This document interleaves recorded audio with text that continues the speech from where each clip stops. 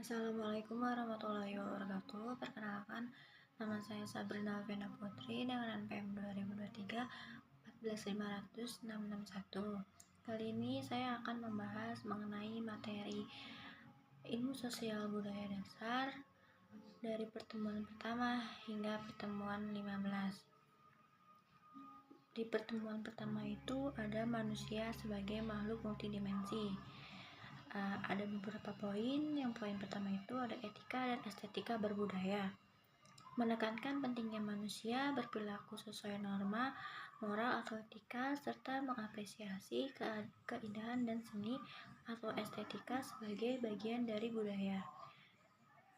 Kedua, materi memanusiakan manusia.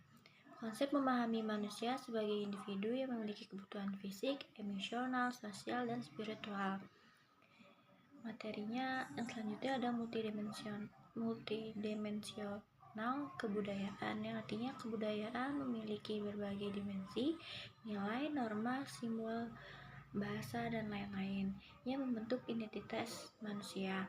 Selanjutnya ada paradoks tentang manusia, menggambarkan kontradiksi dalam sifat manusia, seperti kebutuhan akan kebebasan tetapi tetap tergantung pada norma sosial.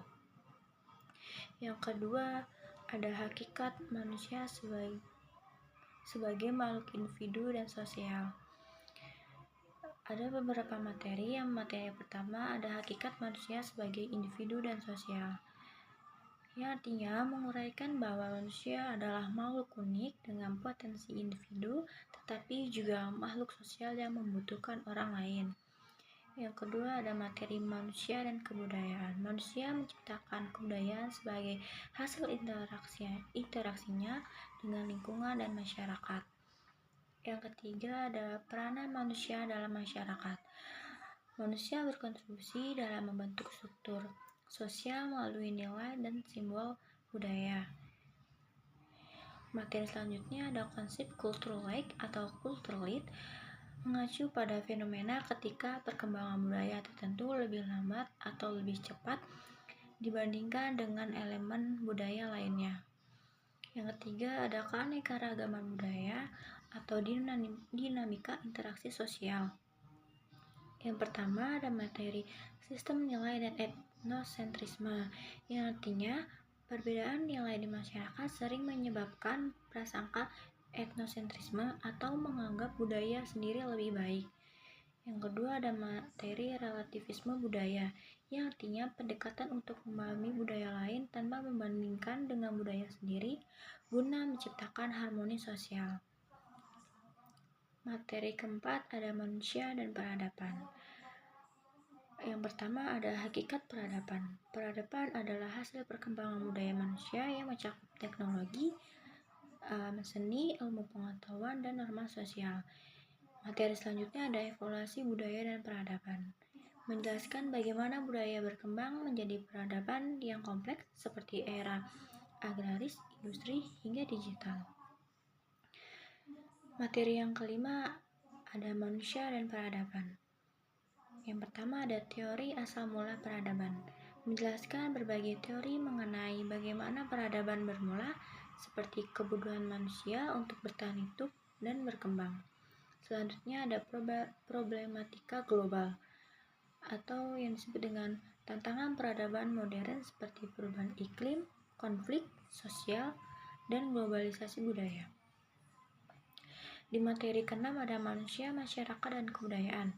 Yang pertama ada hubungan manusia, masyarakat, dan kebudayaan.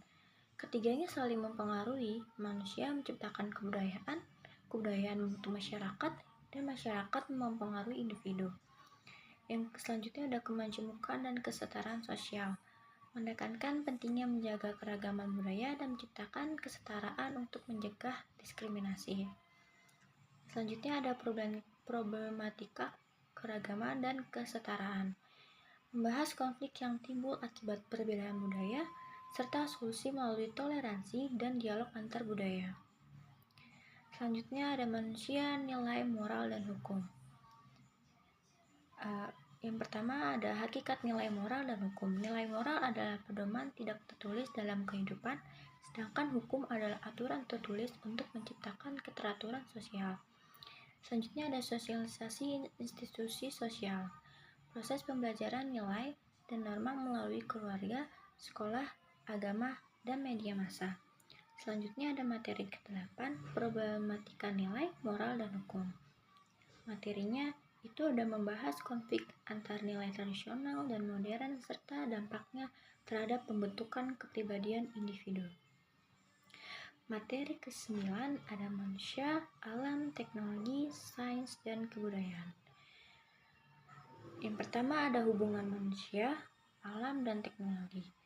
Teknologi memudahkan manusia mengelola alam, tetapi penggunaannya yang tidak bijak bisa merusak lingkungan. Selanjutnya ada akar problem lingkungan, meliputi eksploitasi sumber daya alam, polusi, dan perubahan iklim yang diakibatkan oleh manusia. Selanjutnya ada materi multikulturalisme, pluralitas, dan keberagaman budaya. Materi pertama ada pengertian multikulturalisme atau pendekatan untuk mengakui dan menghormati keberagaman budaya dalam satu masyarakat. Yang kedua ada materi multikulturalisme dan konflik. Tantangan dalam menciptakan masyarakat multikultural yang damai, terutama terkait diskriminasi dan stereotip.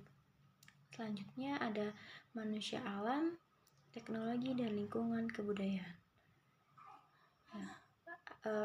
Materi pertama ada hakikat lingkungan, yang artinya alam sebagai tempat hidup manusia yang harus dijaga kelestariannya. Materi kedua ada kualitas lingkungan dan penduduk, yang artinya kualitas lingkungan sangat dipengaruhi oleh kepadatan penduduk dan pola hidup masyarakat. Materi ke-12 ada manusia, alam, teknologi, dan lingkungan kebudayaan. Materi yang pertama problem lingkungan, sosial, dan budaya.